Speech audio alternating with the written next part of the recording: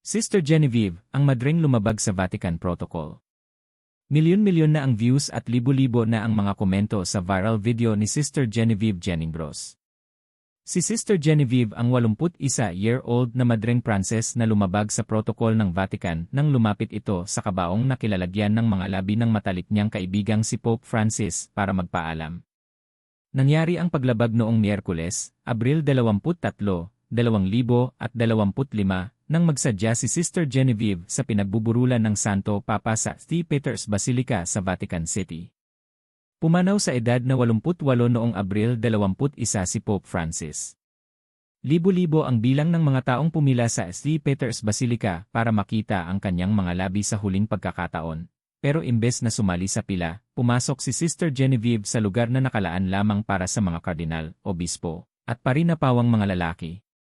Sa video na kumalat na sa social media, nakita si Sister Genevieve na tinulungan ng isang opisyal na makalapit sa lubid na nagsilbing harang sa kabaong ni Pope Francis.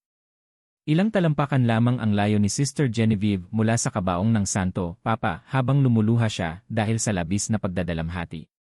Kahit nilabag ni Sister Genevieve ang protokol ng Vatican, walang pumigil sa kanyang ginawa. Unang nagkakilala sina Pope Francis at Sister Genevieve noong 2000 nang bumiyahe ang madre sa Buenos Aires, Argentina, mula sa Roma.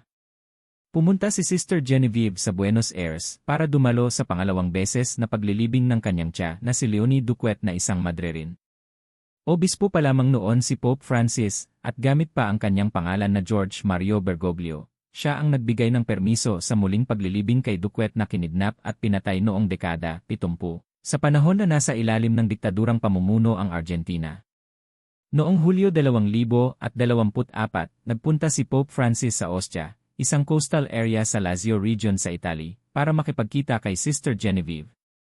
Sa lugar na ito naglilingkod at tumutulong si Sister Genevieve sa mga mahihirap at mga miyembro ng Daitilis Panandang Pandagdag Community, partikular na ang mga transgender women.